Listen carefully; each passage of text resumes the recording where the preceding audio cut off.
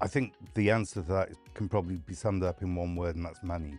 I think for mid-market, it tends to be slower, and that's largely because the large cap funds have larger management fees, and therefore more money that they are able to spend on technology. For a mid-cap fund, you've got to be a little bit more careful. You have to maybe have more of a balancing act between what do you spend on technology and what do you spend on your people. And I think that means it's a more considered decision, and means you probably are working at a slightly slower pace than maybe you would be in a large cap.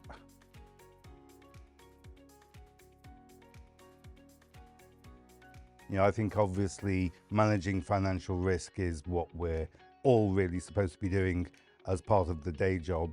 Operational growth is very much dependent on the success and the progress of the firm, the funds, but the two are really sort of linked, and you can't have the second without making sure that the control and managing that risk is all firmly in place.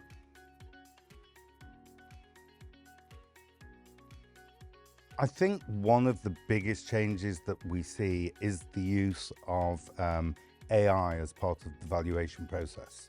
And I think it's seen as being a useful tool.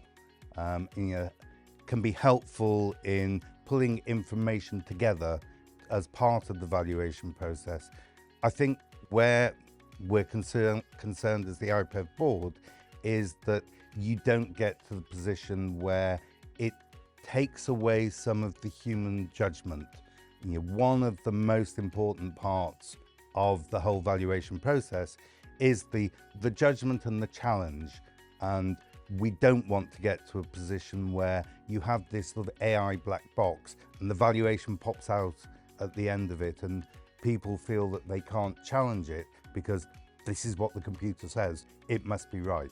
And I think that's where we need to be extremely careful that we use it as a tool and not to replace the human input, the experience and the judgment that needs to be applied.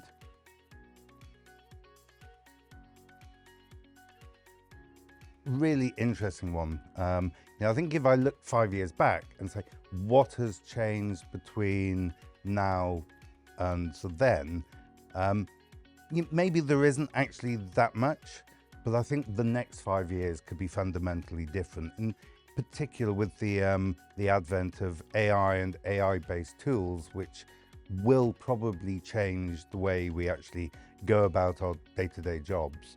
So what's the most important attribute? I think it's probably flexibility.